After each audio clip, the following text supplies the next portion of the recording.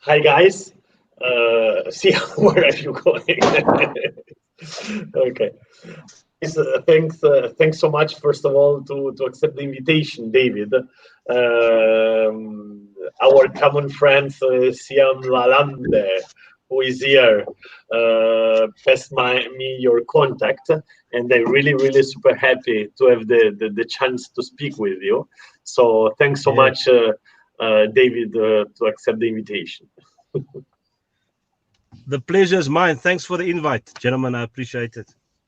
Okay, and thank you so much, Sia, for giving us the opportunity to speak with David and to be with us today, just to chat a little bit together.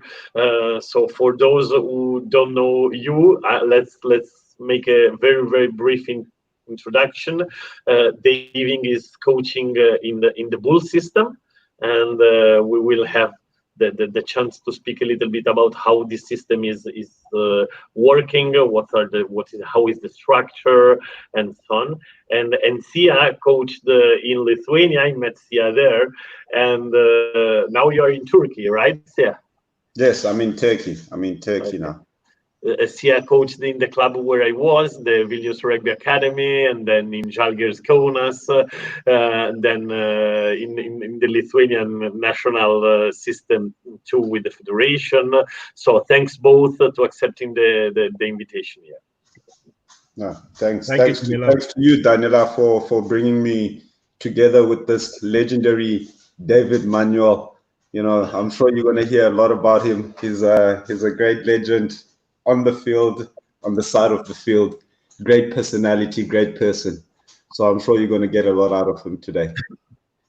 The thing is, Danilo, Sia has to say these things because when we played together, I was the fullback making the last pass so that he looks good. He scored the try. He looked good. His name was mentioned on a Sunday. You know, Sia the try scorer, Sia the finisher. I got no glory. So that's why he's returning the favor. Thank you. Nice. I mean, it's a give and take system, you know. The world is a give and take. You need to give, you need to take, but you need to identify the right and perfect times to take and the perfect times to give. So we're balancing it out here somewhere or another. It's always been like that. Definitely. Yeah. You played a lot of time together, guys. Where did you play together? We played together at the University of Pretoria. Tax. When I was still a youngster getting introduced in the system, I was fortunate to have Dave by my side because I started playing at Tax at the age of 19. It was my first year.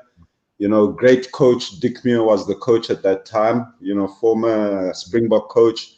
So I got introduced into the system as one of the few players of color. It was quite a challenge because it's an Afrikaans university, like a Dutch university. So it was great to have people like Dave by my side, you know, who was a great shoulder, you know, to lean on moving forward in my career within the institute. Okay, nice. Yeah, and I think it was a great time because I think at that time I was also at the end of my career. I had an early retirement. So I played a bit of provincial before I met Sia at the University of Pretoria. So for me at that time, it was just relationships. It's about giving back, you know, helping potential players like Sia within the system. And I think it was just a great time meeting him and spending some time on the field together. Awesome moments.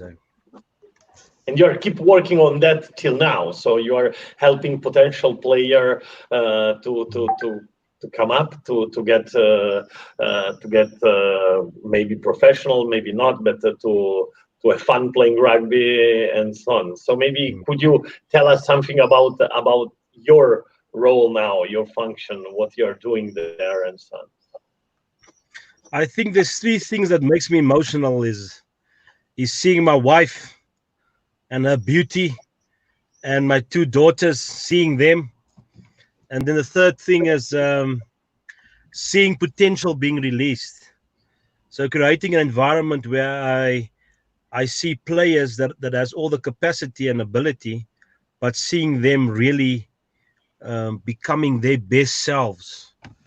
I think that's the third thing that makes me emotional, and that also fuels why I do what I do. Whether it's within the rugby context, whether it's in business, it's about working with people. And rugby has given me the opportunity and the tool to work with people. So I'm currently in the Bull system. I've coached through all age group levels. I've coached the seniors. I've been hired and fired. You get two type of coaches: the one that has been fired and the one that's gonna be fired. So I've been on both spectrums. So, but irrespective of that, I still love the job. So I'm currently with the under 21s, and then I also work with the seniors that doesn't play Super Rugby. So there's a Super Sport Challenge Cup it's a competition that runs parallel with the Super Rugby.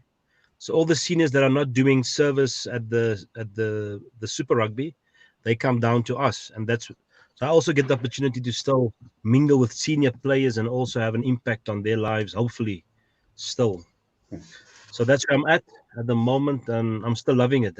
Like I said, I'm working with people, Danilo, Sia. So every opportunity that I have to work with people, it will always be special. Always be special. So just a question about that Super Sport Challenge. There's no longer Vodacom Cup. Vodacom Cup was taken away. Yeah, so this is the new format that has taken the place of the Super Sport of the Vodacom Cup. So it's now called the Super Sport Challenge. Yes. Okay. And who's involved in the Super Sport Challenge? In terms of players or management, Sia? Competition. What competition do they play in? So the Super Sport Challenge is a competition. It's national. So all the teams that are not Super Rugby franchises, the Boland, the Griffins, the Falcons, and all those teams. Okay.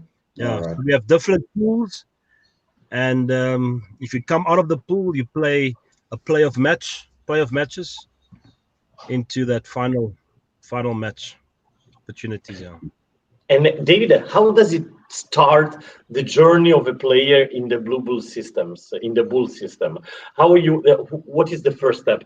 At what age they start to be there, and how you identify the talent, and how is the selection process there? So Danilo, we got a pretty healthy school system. We privileged to have a lot of healthy schools still playing rugby. All over the boards, black players, white players. So what we do is we got certain scouts that follows the careers of these players within the schooling systems, and we identify which of these players has the skill set and the ability and the character to fit into the Bull system. So we got a very strict protocol in terms of what must the player consist of for him then to fit within our system.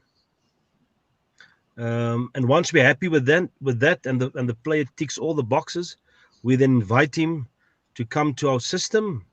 Then we can give him a contract, whether it's a year, 2 or 3 years, and then he moves into the under 19 high performance system, Blue Bull system, and then we still have an under 21 Blue Bull system, and after under 21s he moves into the senior player pool. So he has more or less 3 years to grow technically, tactically, emotionally, to make sure that when he gets to that senior level, that he's geared, for that senior competitions. So that is basically the pathway. So from school, you if you identify you there, you move into our system as a junior contracted player, and then you move through the under 19s, under 21s, and then into the senior contracting pool of players. But from next year, there'll only be under 20 age group. So it leaves a bit of questions in terms of what happens to the school player, because there's a bit of a gap from under 18 to under 20. And what happens to the player that is done with under 20s? Where does he go to? Because he might not be mature enough to play senior rugby, because it's under 20 competition, not the under 21 competition anymore. Yeah. So it leaves South Africa with a bit of questions. What happens to the young guy from the school that just finished grade 12, and what happens to the guy that's over 20? So that's a bit of a question that we have at the moment in South Africa. Just to add on to that, under 20, I think Dave, in my time as well, and I was still playing at the Bulls, we had under 20, and then the following year it would change to under 19 and under 21. So I think it's been a constant trial and error and trying to figure out within the South African context and system of which age groups to focus on moving forward. And I'm sure now the situations with the economic status of the countries and the world, it will make sense for them to push to one team which is under 20, because you must remember that all these junior teams are fully professional as well. So they're fully professional guys that need to be taken care of. So it's also a lot of weight on the system, on the financial system of the union or the club, if you may put it like that. So yeah, it's interesting what's going to happen to them, and the gap, like you say, there will be the guys leaving the school. What happens to the school leavers? But the Varsity Cup might put in a fill in there, because there's the opportunity of the Varsity Cup, which is a very, very good competition. I mean, from Varsity Cup, you can find guys playing Varsity Cup this year, and the following year they'll be representing the country. So that's another platform. Maybe the Varsity Cup now is paying off to fill in the gap of the age groups. By the way, David, you were coaching as well in Varsity Cup, no? I saw that you were coaching Task. Yes. It's a very good competition, like Sia said, Danilo, because it fills that gap. If you didn't fall into the pool of being contracted by a franchise, a union, the Varsity Cup gives you another opportunity to be contracted by the university, and that gives you another avenue or pathway to a high performance system. Do you know what I mean? So it's also good for you to have that relationship with the local university. So if you're not contracted by the union, you then can be contracted by the university.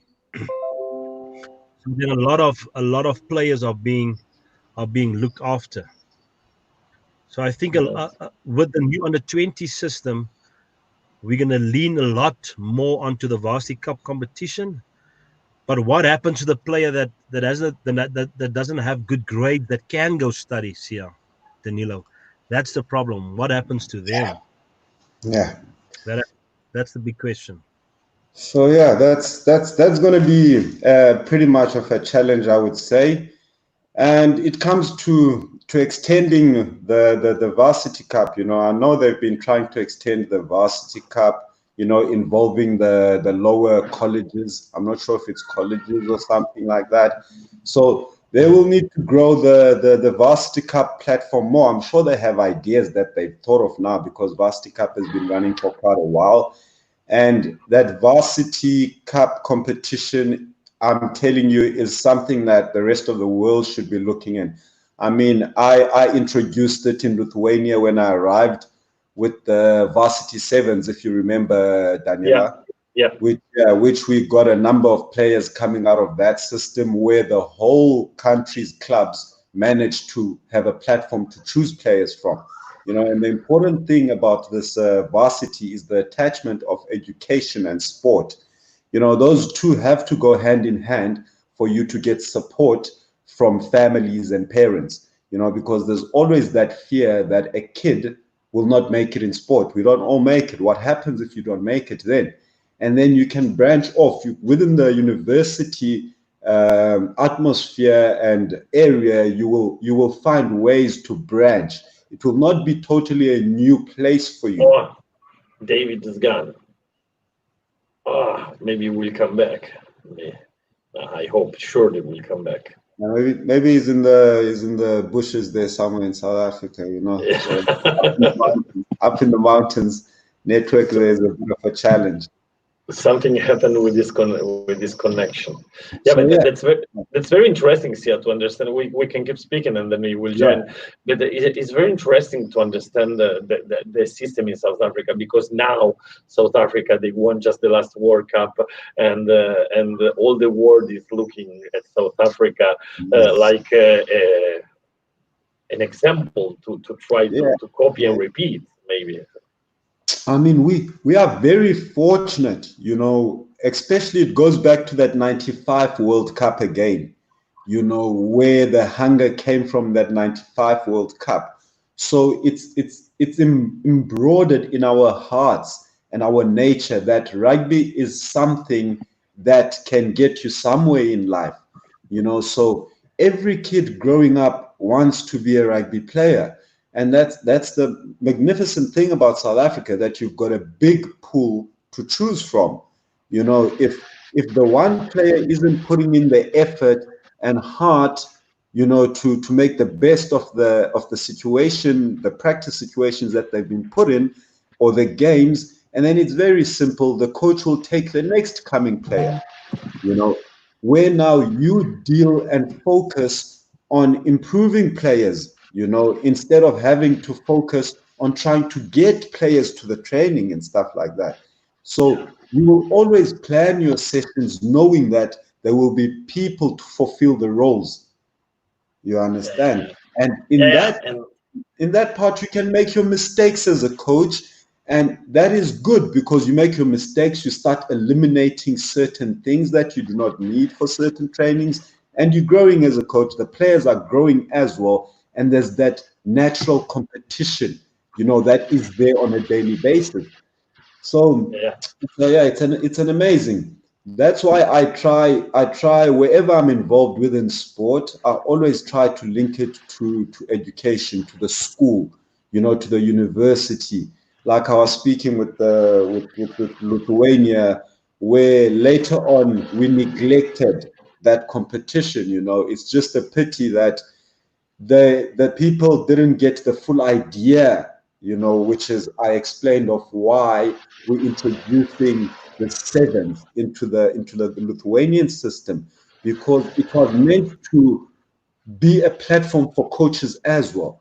Because now every university will need to have a coach, where now you can start using your players that have been playing in the system and who want to go on with rugby and start coaching these mini sides, Of course. And later on, the idea was to sit down with the sports and recreation minister, which is I had to sit down with him and Ritas Davidovicius before introducing this tournament and stuff. And those were the ideas that we had for Lithuanian rugby, the growth. Yeah, I remember.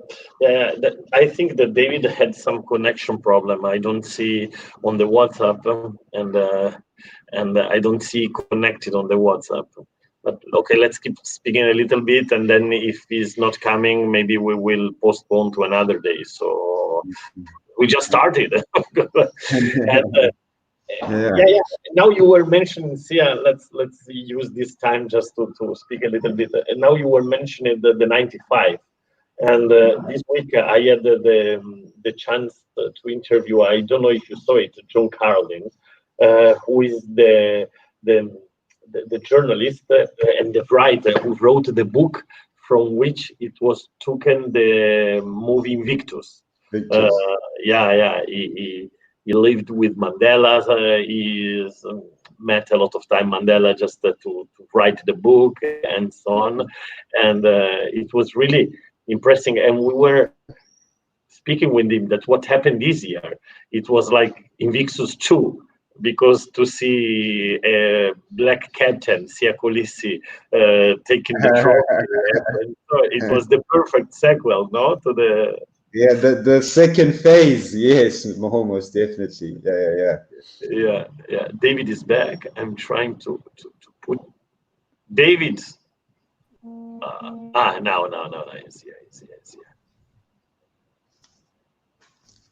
David, can you see us and hear us? Most importantly,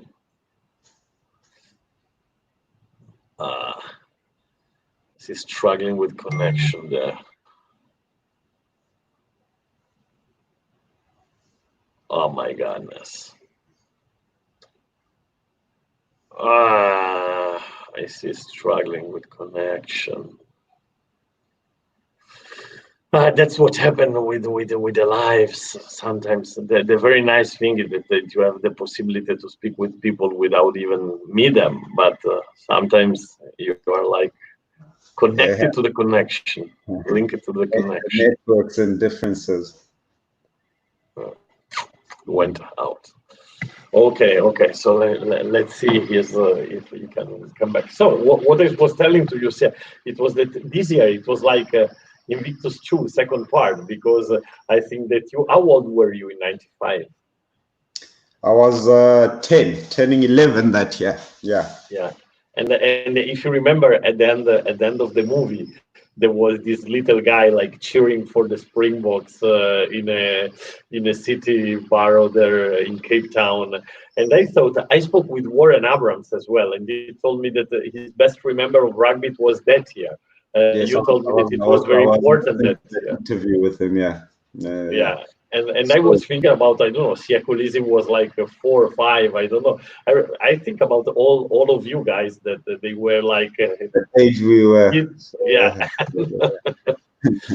And you see the impact it had on us at that age. You understand? Yeah, it's an immense impact. Even now with the Siakolisi lifting the World Cup, as you say, it's part 2 of the Invictus, So that as well is another ladder, that we can use to climb and give us hope to the top for the youth. Obviously, that's coming through, And now what we will need is an Invictus of coaches kind of thing, something like that, But there's good coaches coming up, like the Davids, like the Joey Mungalo. Hopefully, you're gonna have an interview with Joey. Great personality, great guy, who fantastic coach. For myself, even before I left South Africa, the 2 guys that I sat down with before I left was Joey Mungalo and David Manuel. Because again, with Joey, we played together at under 20 at the Blue Bulls, and he started coaching before me. So I had to grasp a lot from them, to just get myself always in check. I'm always in check of myself and what's happening amongst the other elite coaches. That's something that I do generally every time I go to South Africa. I try to meet up with the guys, see what's happening, and try put a link. David is here again. No, something. Hi, David. Sorry, gentlemen. Internet connections as well. He was just finishing the biltong in his car. I know him. There was a biltong in his car. Biltong is the South African dried meat, Daniela. Very nice. No problem. Okay, so let's go straight to the point. If we have some internet connection trouble and so on. So what is the set skill that you are requiring to the player to come in the bull system? So what are you expecting from a player to be there? I like that question. That's a beautiful question, eh? So you need to look at genetic skills. Firstly, you normally catch and pass, your running ability. So that is a skill set that we're looking at, genetic skills. And then you have your positional skills. So for every specific position, you need to have a specific skill set. Let's take, for instance, a 12 center in our system. He needs to fit in terms of what we need from a 12. So he needs to be able to have a good catch and pass skill set. He needs to have a good a kicking skill set, whether it's long, whether it's short, attacking kicks. He needs to be able to identify space and move the ball to where the space is. He needs to be quite a strong young man, because we normally use our 12 really to get into that vacuum, and give us the momentum that we need. And then that's from a tactical point of view. But in terms of character, he needs to be able to lead himself, to self-organize, to self-motivate. That is the type of stuff that we need from a player, before we engage him to come into the bull system. So there's a very specific criteria in terms of what we want within a specific player, within a specific position, if that makes sense. Yeah, Danila. totally. Very interesting. And when those kids are in the system, then it starts your work. So, what is the most important focus that you put on your work with young kids there? For me as a coach, culture and environment trumps everything. So firstly, I must, as a coach, create an environment for my players that comes into our system, um, that is conducive for him to feel this is the space where I can be myself. So it's that whole thing about fear versus freedom. The player needs to feel safe within the environment in order for him then to express himself fully through his skill set.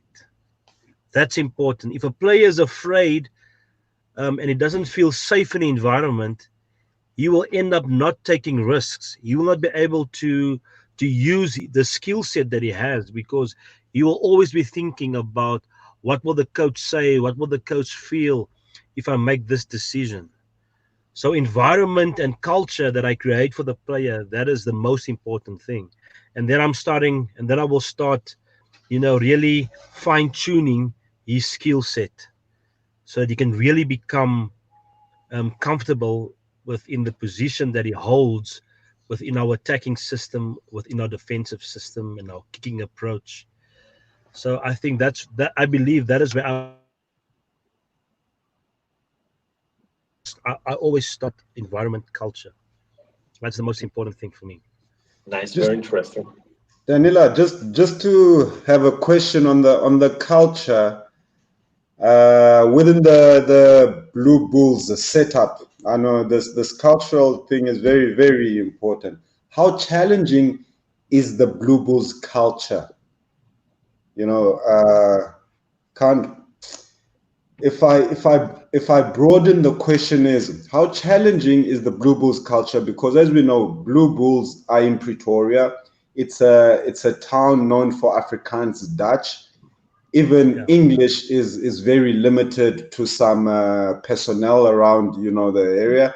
Now, how challenging is that culture for people who are not Dutch, for the Cape Town people, the English people coming from Cape Town, the African people coming from Cape Town, and all over, the different specs of players. Hmm. Yeah, no, that's a very good question, Sia. Um, it has been a place whereby it's very difficult for people of other cultures to come into. They have the each stories of players of color, for instance, or players that comes from a different language background that has made successful transitions through the bull system. You know what I mean? That Yes. that went through the bull system and became Springboks, played at the highest level. But there's also numerous cases where players of color and of different language came into the system that didn't survive because of, like you said, the culture, the Pretoria culture, the Afrikaans culture. So we do speak about it a lot to say the leaders within the system, how can we really make it conducive and open for everybody? So if there's one player that doesn't understand English within your team, you will make sure that you talk English for that one specific player so that he understands. Because you can't just speak Afrikaans in your environment and the one player that's sitting there, he doesn't understand what you're trying to communicate.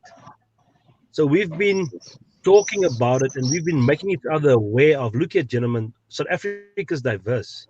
So if the Bulls don't diversify, we're going to get lost. We're not going to get the best players within our system if we don't diversify, if we don't change the way we think and the way we see things. We will fall behind. We will lose out to quality players.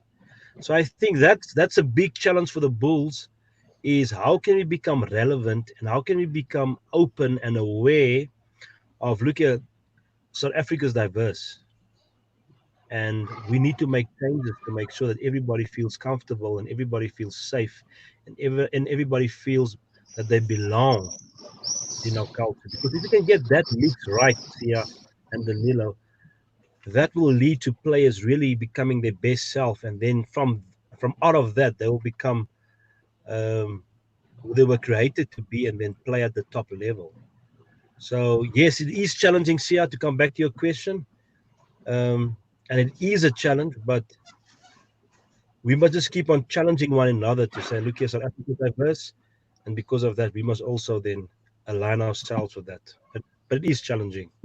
It Yeah, is and I challenging. think that that will help create a level ground or level platform for each player to be able to compete, moving forward. Because Yes. as we know that there's always cliques within a team. There will always Yeah. be cliques, and if the one clique becomes more powerful than the other, and Mm. then certain things might not happen as how they will happen because obviously the player is not being able to express himself, as you said, exactly what you said, that the comfort and expression is very important to get the best out of the player. Oh no, no, that's great. And I No, think that Jake White will be the first yeah, coach I have a question here. I of, have a of, question of here for English. you. Because Jake White coaches in English is going to be pretty interesting because Jake coaches in English, and in the history of the Blue Bulls, it's always been Afrikaans. I mean, I speak Afrikaans. I was lucky that when I was at a very young age, sub A and sub B, for 3 years I was at an Afrikaans school. So when I went to the Blue Bulls, I already had, some Afrikaans where it got to another level. So I was fortunate that I could understand what's happening, but I didn't have Yeah. the confidence to speak. But Yeah. later I started, just speaking with Jay White now. How is it going to happen with our Afrikaans Yeah, I have a players? question from a viewer. I have a question from a viewer here on Facebook who is asking me, Otavio, who is asking me, is the arrival of Jack White the start of a new revolution?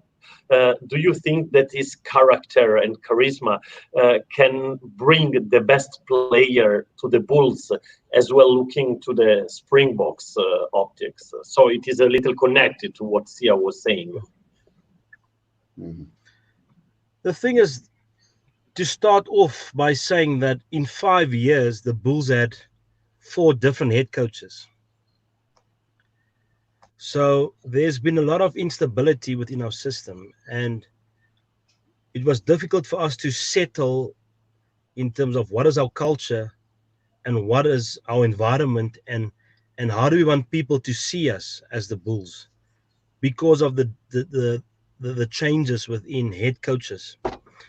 So I think by bringing in a guy like Jake White, the big question is how long will he remain within the Bull system? Because if he can stay for 3 or 4 years, he can bring about that stability that we have not had for the last couple of years. And that is what every system wants. It's it's a head coach that is there like a father within a family. If a father's there, he's stable, the children will then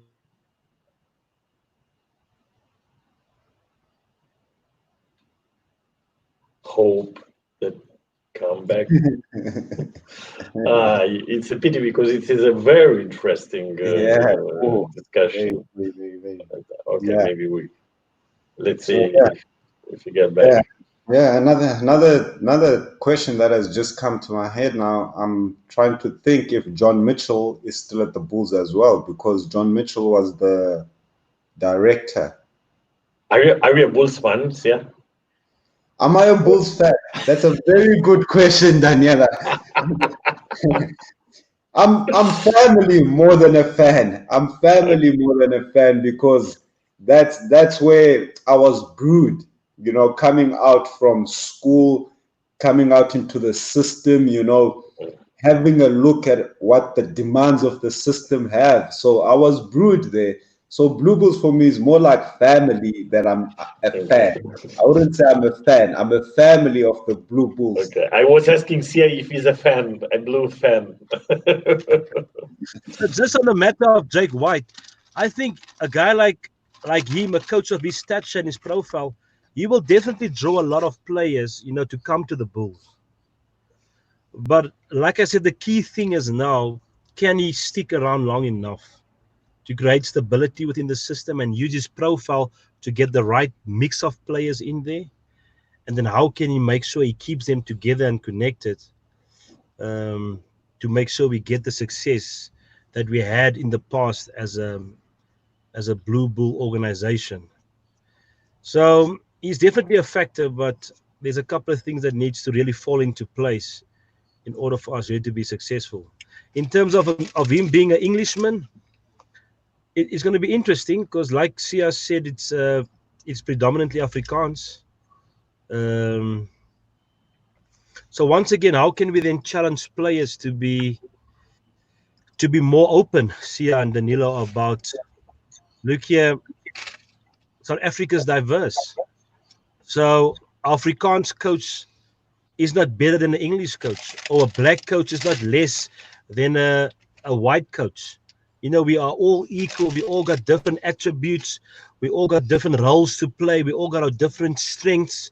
So how can we get players, to think differently about what is better and what is right? Do you know what I mean? So it's actually a deeper challenge that we're sitting with educating our players that, what you think is right is not always the right way. There's differences, and we need to be able to accept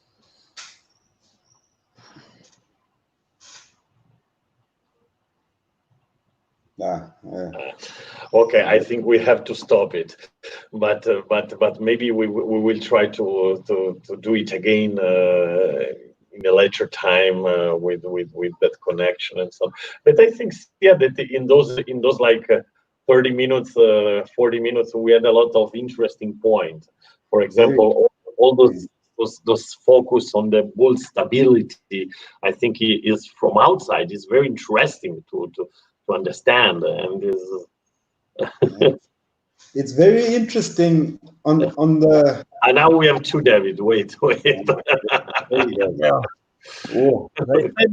They say my device is getting too hot, so I'm trying to move to my laptop. Okay. Sorry, gentlemen. No problem, David. I just want to thank you because I think that even if we are struggling a little bit with the connection, but you gave us some really interesting points about the Blue Bulls, about the system, about what's happening in South Africa, and I'm so grateful for that. And then yeah, that's good. So thanks so much, David. Yes. Here's an interesting question for me, Dave. As we say, we're not sure how long Jake is going to stay. Looking at Jake's record of employment, comes a time where he's picked up and packed his bags before his contract has ended in most of the responsibilities he's had. Now Jake has been acquiring new players to suit his kind of game. What every coach would obviously, want to pick players that suit the style of game that you want to play, Yes. So now again, I think the Blue Bulls will be hitting another challenge if Jake would pack up and go with the kind of players that he's brought in, you know. Yeah. And not speaking about, I think, the steps forward that the Bulls have taken in the years of changing their game style. So for me, it's going to be very interesting this season, because with you and the Nollis Marais as the coaches that came in, you took a bold step in changing the style the Blue Bulls rugby play, because the Blue Bulls has always been known as a physical team. I think we lost the game, David.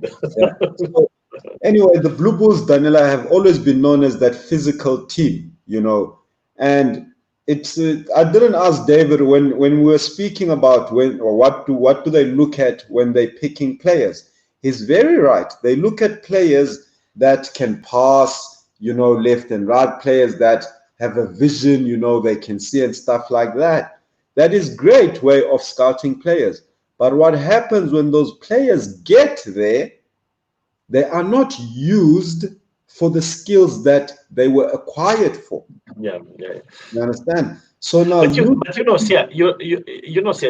is like this idea of South African rugby, who is a really tough rugby. It is like bumping and very physical, but it is hard to question it when you are having so much success at the world level. You know, it is. I think that it is.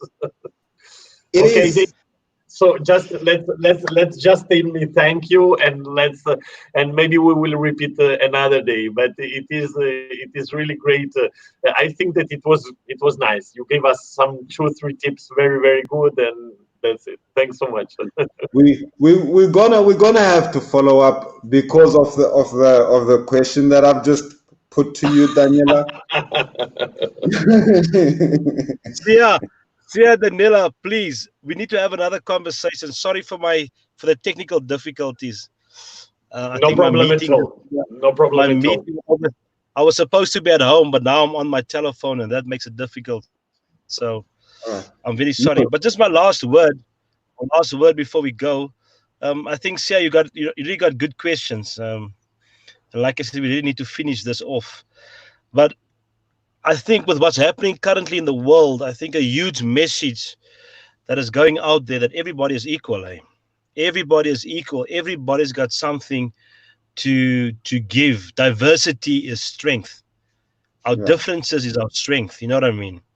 Yeah. So, and it's something that I will always fight for. It's equality, fairness, equal opportunity. So I'm hoping that that will become the order of the day, not just in rugby, but everywhere in the world. That everybody will be seen as equal.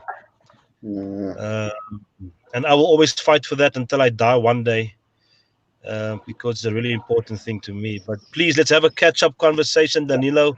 Sorry. But you let us with a great message. I was telling before to Sia that a week ago I had the chance to interview John Carlin, who is the journalist who wrote the book from which Invictus was taken. John Carlin. Yeah. Now he lives here in Barcelona, and he wrote the Human Factor, the book and he told me a lot of things very interesting about Mandela, and we were speaking about how this World Cup, it was the perfect sequel of the 95. It was like Invictus 2 with the Sia Colisi lifting the World Cup and winning with the strength of everyone. And your last message, it is perfect. Thank you. But please, let's catch up again, Sia. Daniela, thanks for the opportunity. Please, let's have a catch-up communication or chat. We will take you deeper into South African rugby, Daniela. The next Thanks so much. Is Daniela ready to go deeper, Sia? I'm totally ready. I will steer him into the right direction. All right. Thanks so much, guys. You understand me more of why I was the way I was the years they met me and they thought I was crazy. But now they're starting to understand that I'm not crazy. I'm just a normal South African rugby personnel. But sorry for the listeners as well. Sorry for the people that came in that like we No, couldn't actually give them what they wanted in terms of being online every time. So, but we'll make up, Danila. We'll make up. no problem, David. No problem. We will repeat it. No problem at all. Thanks so much, David. Thank you very much. Thank you, gentlemen. All right. Bye, Thanks, guys. Namaste. Nice to hear from you. Namaste. All right. All right. Bye, guys. Bye, guys. Bye. Bye-bye. Cheers. Cheers.